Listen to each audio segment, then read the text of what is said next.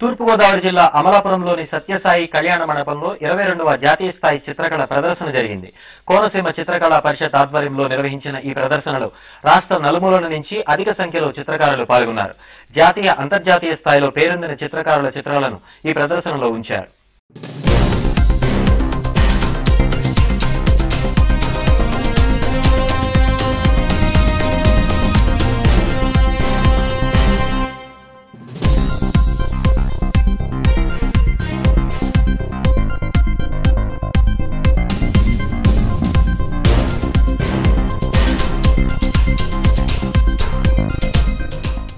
స్థాయి చిత్రలేఖన ప్రదర్శనలో నా వర్క్స్ కూడా పెట్టడం జరిగింది.